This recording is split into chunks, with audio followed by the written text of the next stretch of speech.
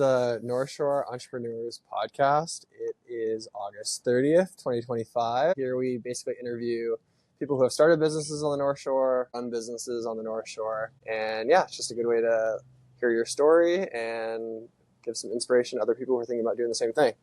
I'm going to just do a quick intro and then we can get into your origin story, if that works for you. By the way, I'm Emily, co-hosting today. This is Jordan Russ. I'm the host of the podcast. And today we've got Natalie with us. So give us the intro. It's not a very long intro. This is Natalie. She's the founder of Earthy Surf, which is a sustainable swimwear brand. Do you want to just give us like the high level of like what the business is before we go into the details? Yeah, I mean, you pretty much hit it. Sustainable women's swimwear and more recently retreats. That's the business. Very cool. All right. Well, we are going to go back and basically could you just give us like a brief history of like where were you born and raised? Did you go to college? Like give us the backstory leading up to the brand. Yeah, definitely. And small beginnings. That's where we all start. Yeah, well, I was raised in San Diego. I was not born there. I was born in Washington, but only lived there for maybe 1 year of my life. Grew up in San Diego. That's actually where I met my husband. Was in high school. And then we both went to University of Oregon together for college. I was a college athlete. I grew up a competitive gymnast, and then I did acrobatics and tumbling in college. So athletics have definitely been a big part of my identity, which was nothing career-wise ever like really jumped out at me, but it didn't really matter because I had athletics. And then once I graduated, it started to matter. It's like, okay, I'm not an athlete anymore. So what should I do now? And that kind of started to lead me down the road of entrepreneurship because nothing else sounded that good to me. Makes sense. Yeah. So you graduated college. Did you stay in Oregon or did you go back to San Diego or what did you do right after college? Well, I did go back to San Diego, but I got a job actually out here. I started coaching acrobatics and tumbling at Hawaii Pacific University. So I actually stayed in athletics for a while. Went right from being a competitive athlete to coaching it. And that's what first brought me out to Hawaii. It was like the easiest, I was qualified for it. Then decided that wasn't really for me. Went back to San Diego after living in Honolulu for about a year and got another coaching job, head coach of a high school gymnastics team. Did that for about a year and a half. And then we had COVID. So that kept us in San Diego for longer. Prior to that, just like the year prior, Jess and I got married and I was like, we got to do something cool. So we bought a van. We're like, we're going to convert this van before everybody was doing van life. We're going to build the whole thing out. You're the trendsetter. Yeah, exactly. No, we jumped on the bandwagon, but we fully committed to it. Like empty van, had no idea how to do anything. And even that, like, this like entrepreneur, we weren't trying to make a business out of it, but very like, we're both like or at least I'll speak for myself, a DIY kind of person. Yeah. I was like, we'll just figure out how to build this entire van and add in electrical and plumbing and all of that. And so that was like, then when COVID happened and we both lost our jobs, we were like, great, we'll just spend all of our time doing this and then ultimately just travel around in it and be like self-sustained. So that kept us stateside for a while. I never knew this about you. Where'd you guys travel to? We traveled, we did one like really big trip through the whole Pacific Northwest and then came down through like Colorado, Utah, all of those national parks, like New Mexico and back to California, made like a big circle. And then we did another trip where we went all the way to Maine. Oh, fun. All the way down to Key West. Oh my gosh. And How then long back. did that take? We did it in like a month Okay. and a half Nice. or so. We were like pushing those miles on the van. So we put a lot of miles and not a ton of time. We didn't like fully live there as some do. We were like, yeah, 1 month. Okay, we're good. We'll go back to our house and like full running water and all of that. But yeah, so that always was there. The little like spark of, I definitely don't want to be tied to a desk. Nothing is catching my interest. And I know the kind of like life I envision for my future. And that's not going to help me get there. Yeah. That makes sense. Yeah. You said before that, or you told me before that you like have always wanted to start a swimwear line.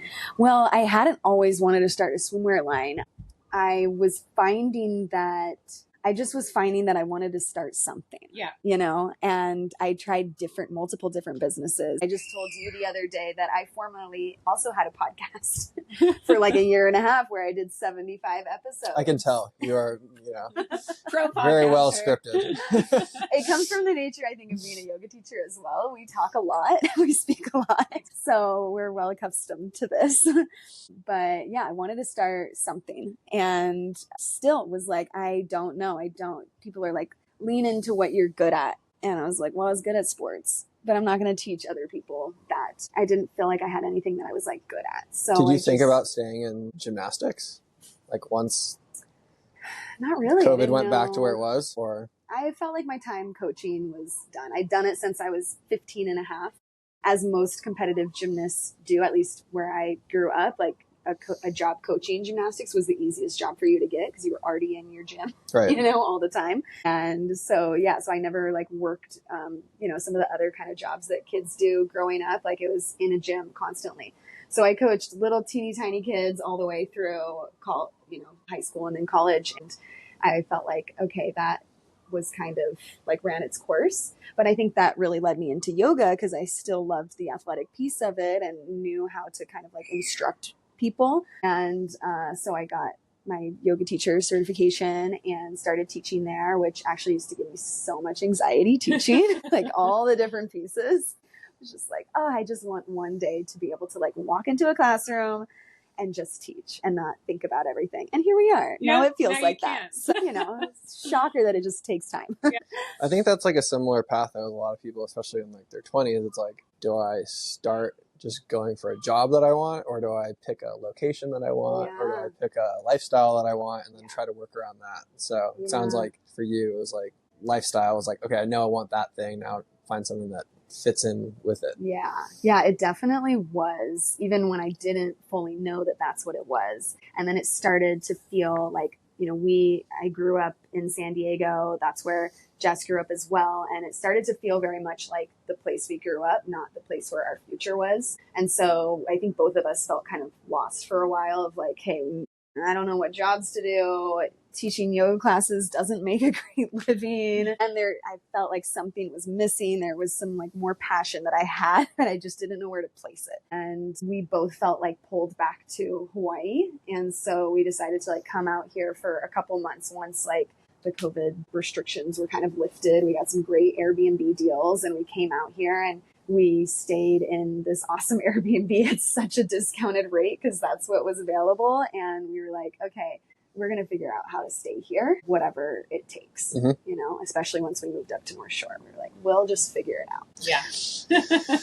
As we do on the North Shore. As we do. Yeah. I think that's similar to a lot of people. Yeah. They're like, I want to live here. How do I figure out how to live? So they work backwards in that sense. And I think it reminds me of myself where it's like, we work in real estate, but the reason why I got interested in real estate is because we were surfing all the time. And I was like, I want to surf and I don't want to work that much. So I started researching passive income. And at the time it was like real estate is like a way to do that. So like that, I think that's like initially how it's not like I was interested in houses. So it's just interesting like how people find their way into what they eventually end up doing. Yeah, totally. Cool. So I guess give us a story about like how the business started. Yeah. How finally I did go get into bikinis. All the other businesses I tried. Yeah, I know. Bikinis, one pieces, long sleeve. We do it all. We're really expanding. No, but yeah, I tried all these other things and nothing was fitting. Everything felt like kind of unaligned. Like I was doing the things that maybe were like trendy, not, or that seemed like, or maybe were even being sold, not as like a get rich quick scheme, but like something that was being sold of like, you could make money this way. Yeah. But there wasn't like, I didn't enjoy it. So swimwear is something I came back to as like, well, I still am missing the suits that I want to wear. I'm like missing the suits that are more comfortable and don't have these hooks or clips that my hair is getting stuck in or undoing while I'm surfing or like bottoms flying off in the surf. And so it really was just that of being like, I don't want to keep spending money on bikinis that I don't even really love. And I was like, well, why don't I just make them? And so I went down that route of like, what would that actually look like to find a manufacturer? Because maybe like 7 or at the time, maybe like 5 years prior, I had sewn my own swimsuits. I just got fabric and looked at my own swimsuits in my closet and was like, I can make this, I think. They're super mediocre, but it was like a glimmer of like, oh, I can do this. I could do this maybe. Yeah. So then when it came back, I was You'd never sewn anything in your life up until that point. I'd probably sewn some things, but I had to have my sister teach me how to use the sewing machine. Like I could do some like handiwork, and I'm sure I'd done some projects when I was young, but not like using a sewing machine.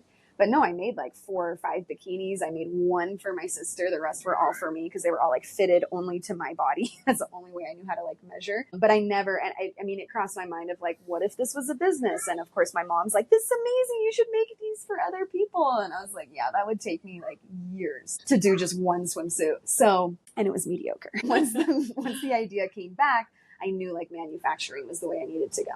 So I actually found a mentor who was in the fashion industry, and she sold a course that was like sustainable fashion. If you want to do this in a way that's sustainable in terms of like more eco-friendly, I'll teach you basically. And that's where I started. Yeah. Amazing. So was this like an in-person course, online course? Online. Yeah. And it from her personally? From her online now. Yeah. So it was like a little group course, kind of mastermindy, but really like she was just teaching us the information she knew and had us like work through a course that she had made. And it was right when we moved out here. So this was like all going through my head as we were still in San Diego. And then right when we came out, I started this course and was like, this is the route I'm going. Definitely wasn't trying to bank my income on it right away. Like how much was this course? I think this course was maybe like $2,500. Okay. Yeah. So it was an investment. Yeah, it was an investment. Yeah, for sure. I've never been one to shy away from like knowing where I need to invest my money. Like if that's the not quicker, but like more efficient route than trying to piece it all myself together, like I'll spend the money. No, early on we spent like, I want to say like $3,000 to go to some course in Washington, DC. Actually, it was Reston, Virginia, middle of nowhere, Virginia, Nice. to take a course on like how to syndicate real estate portfolios. Okay. Yeah. And so I think there's a lot of value in paying for courses early on. I do like too. we skipped a lot of steps. Yeah, we did. A lot of the folks that were in this course were like, 50 to 60-year-old people. And they were like, wow, you guys are so young. You're getting started so soon. You're going to kill it out there. Emily was the only woman in the room. I was the only, Of course. Sure. Yeah. No, I think that's like invaluable, is either paying people or just being able to learn from people who have gone before you. Right. You don't need to reinvent the wheel. Honestly, whatever your idea is, like, has been thought of at least in some way before. Look at the people who are doing the things that you want to do and learn from them. Yeah, I think the most valuable thing we got out of that was just literally just meeting this attorney who ended up being our attorney on like 4 different projects. Right. And it's just that one connection was probably worth the time and the money. So you took the course, and then what did you do immediately after the course?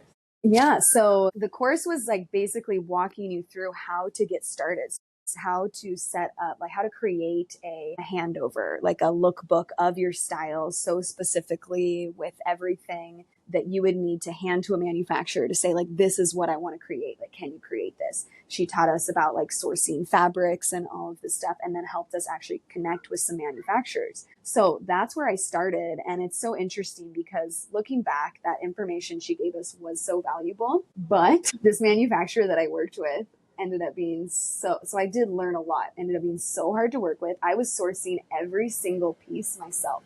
I was getting this fabric from one supplier, that fabric from another supplier, like the hygienic liners for the suits from somewhere else, the tags and labels from somewhere else, everything I had to pull together to then give to this manufacturer who was not a great communicator. They were at first. And then once we were in business together, it just slowly got harder and harder. And so I ended up wasting a lot of time and money with them. And ultimately they went out of business.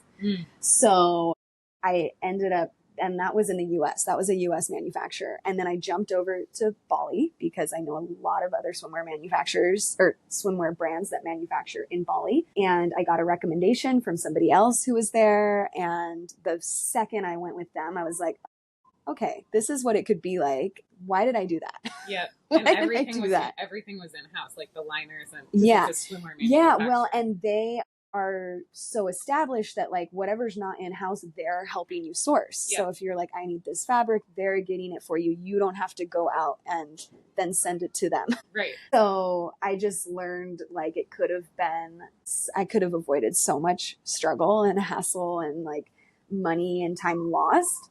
So it was like working with this person was so helpful, and I learned a lot of things that I might not have learned if I just directly started with Bali. Yeah, it's just to say, like, hindsight's 2020, you know, what you would have done. I don't know, but you got to start somewhere. Yeah. I'd love to talk about the like actual design and prints for your suits, because anyone that's listening to this podcast doesn't know the way that, and Jordan might not even know, the way that Natalie and I met was at one of the markets that you were doing like years ago in Haleiwa. You were selling your Earthy Surf suits. Was I pregnant at the time, or I had Sage? You were pregnant? You had Sage. I was pregnant. Yeah. You were pregnant. I had Sage. Yeah. And I walked by your booth and we like instantly hit it off. Yeah. I loved your suits. I think I tried on one of your suits. It was just, you just had solid prints at the time. Yeah. And I loved your suits. We like hit it off right away, and we connected over, you know, being about to be a mom, new mom. Yeah. And then the next market I went to, you had all these new prints. You had like these super cool prints that were, I just loved the cut too. The cut of the one piece that I wear surfing all the time. I'm obsessed with it. It like fits in all the right places, holds everything in, just like you said, perfect for surfing. Yeah. And it's a super cute print that is like, has lasted me years. Yeah, that's awesome. And we've surfed together in these suits in the Mentawai. So anyways, that's besides the point, but I'd love to hear more about how you make the designs for your suits, where you get the inspiration for the prints. Yeah, so the actual art, I mean, I've got Pinterest boards galore, saved boards on Instagram all over the place. It's just a growing list. And the deeper I get into this, the more I just want to create, which I think is the right direction. Yeah. But I had the idea to partner up with an artist and just have her, because I didn't want to do like stock art. I really wanted it to be like created by somebody that I knew. And I also thought a local Hawaii artist. Yeah, that's where it started. And I had the thought of like, okay, well, she's trying to grow her business. I'm trying to grow mine. Like, can we support each other more than just like I'm going to pay you to do this for me? Like, can we kind of like collaborate? Yeah. And now this print ended up like, I named it after her and would tell anybody who saw it, like, this is the Ida print, you know, it was printed or painted by this girl who lives here. And so then once I did one, I was like, well, I should do this for all of them. And so now I collaborate with a different female artist for every single print, or I do it myself. I'm trying to work on doing more my own. Yeah. So everything is hand drawn by female artists as far as the prints go, which it just leans into this like bigger mission that has always kind of been there, but is just growing as my brand grows, of like community, and how can we just continue to connect and make friends and be just like real together. Because it's hard to make friends as adults and in new places. Yeah, and support each other and create a community around business owners that are trying to do the same thing. And by the way, shout out to Sarah DeYoung.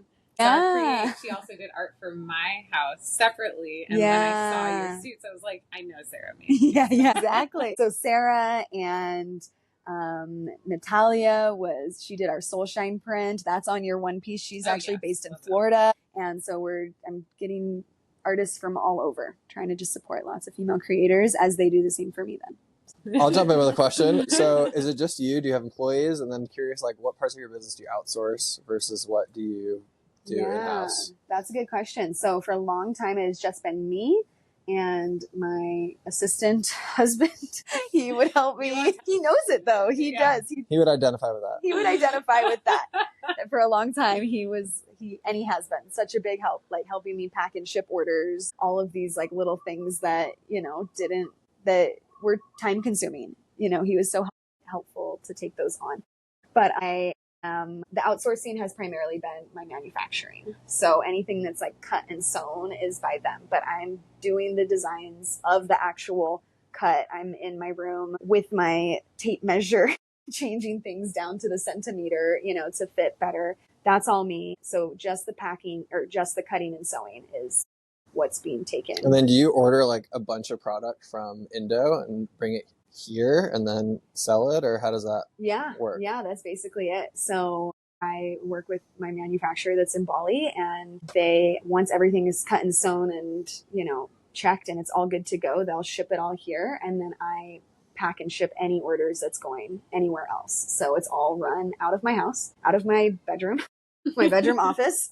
We got a little office set up in there. And I finally now, after almost 4 years, have like storage for these suits that's a little more legit. My very first market I went to, I showed up with I had 2 racks and I had a table, but all my suits were just in cardboard boxes and like the plastic bags that they were shipped in. And I was so self-conscious because my sustainability is rooted in my brand. And I was like, I have all these plastic bags. I can't let anyone see. No one was even thinking that. No. But I also only had 2 colors of things. So I had the tiniest little racks of just like 5 suits. Right. And people would ask me like, is this it? And I'm like, yep, this is it.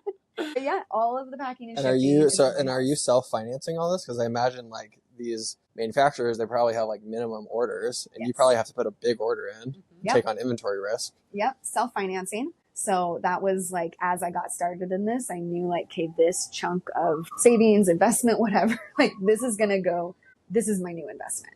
I'm investing in these suits. And it's been going well enough to where the business is continuing to fund itself. So that's really cool. So money that I'm making is then going back into like the cycle of making new suits. So that's been really cool. Now we'd like to get a little bigger than that, so where we can like pay ourselves and our families and everything. But it's been really cool to see like this investment continue to like pay for itself. And I do now have 2 other contracted employees, I guess. I hired a social media manager part-time. Mm-hmm. She has a small agency, so she helps me with some of the socials. And then I just brought on a very part-time assistant to now take over Jess's job of packing and shipping and my previous job and some other admin work. So I know in my mind that the only way that I'm going to grow is by bringing in other people and like bringing them in before I feel ready to bring them in, because it's already too many hats to wear in one day. Yeah, for sure. Yeah. I'd love to talk about the retreat piece of your business, which is super cool.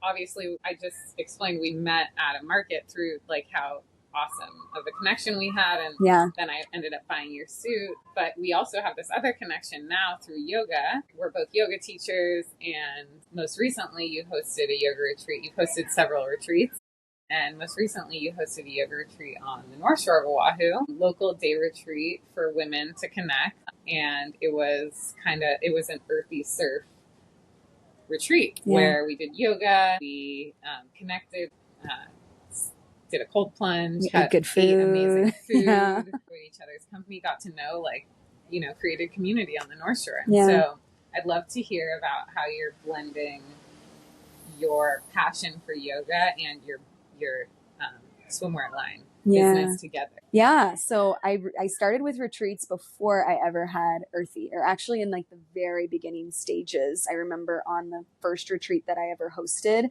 in some of like the downtime, working on Earthy in like the very early stages. But that was something I wanted to do. And I did not have a very big yoga community. Like I taught yoga at the studio that I got certified through for a while, and ultimately got really burnt out and stepped away from it, and then had COVID, and then taught nowhere for a really long time. And then was just like, I want to host retreats and I'm just going to go for it. And so it was so hard it came together. I found the people, or the people found me, but it was tough. I didn't have that community even then. And so after hosting 2, I decided like, hey, let's put that on pause for now, but I know it's going to come back someday.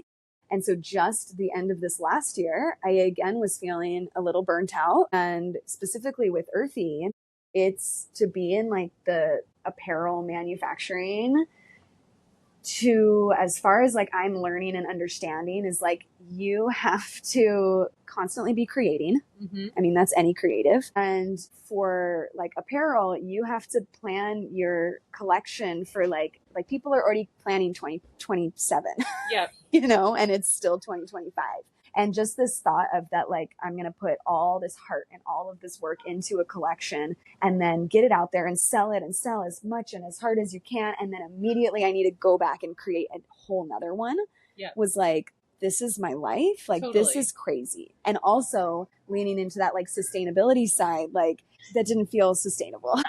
That's fine. You can bring her out here. Yeah, bring her to the pod. Okay, so it started to feel like consumerism to the max, which is like so much of our world, but I didn't want to be a part of that. But I have a clothing brand and I need to sell it. So it was like, hey, how can we lean into that? Like, yes, I'm encouraging people to buy a more sustainable product instead of just going to, a fast fashion brand, but then selling more and more and more and creating more and more and more also didn't feel sustainable or like something that really intrigued me. And so retreats came back into my head of like, I know this is something I want to do. I know I have this active community because I've built it around, Earthy Surf around like people who want to be active in the water who already are.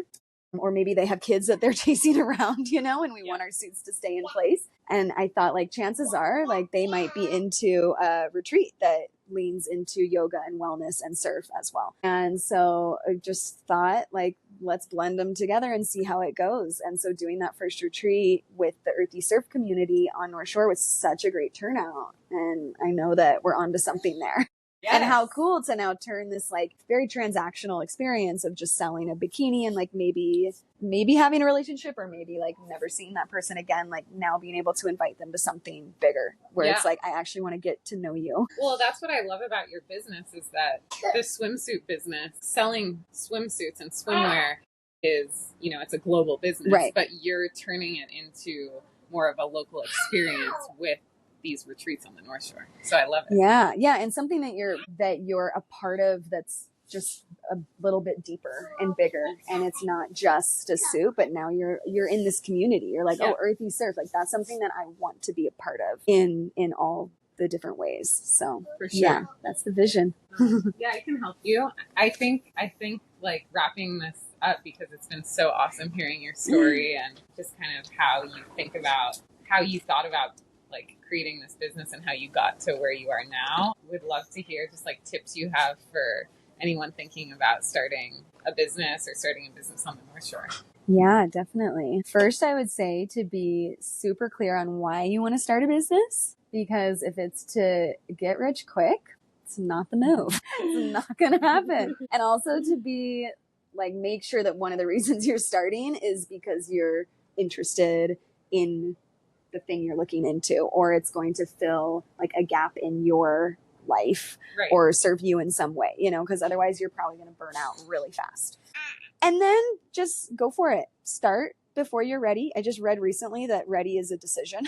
So just decide. And even if it's not like this big thing right away, but just like little steps and keep taking them. And talk to as many people as you can who have done the thing that you want to do or who is also an entrepreneur, and just like this, have conversations where you can like get little glimmers of insight and just keep going. Yeah. Start your business. What's your favorite business on the North Shore right now? My favorite business on the North Shore is Emily's yoga class. I don't know. Wait, I actually have to think about this for a second. Right now. Say, watch out. Honestly, my current favorite business, well, that's like different food places. That's okay. But I honestly would say I'm so grateful for the entrepreneurs who are starting preschools. Yes, I love this answer. Because Luna, my daughter, is going to start preschool in just a couple of months. And so I'm feeling very grateful that there is a preschool close to our house, Happy Hale, yes, in Pupukea. So I'm feeling like that is my favorite business right now.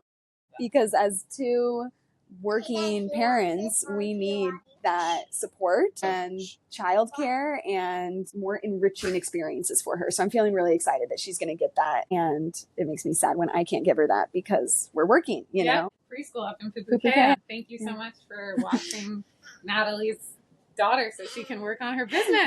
She hasn't even started yet. It's already my favorite business. That's a good answer though. Yeah. All right. Well, thanks so much for joining the pod today, Natalie. Thanks for having me. Stoked to have you, and thanks for letting our kids join. Yeah, anytime. Thanks for having me, Emily. Thanks, Jordan. Thank you.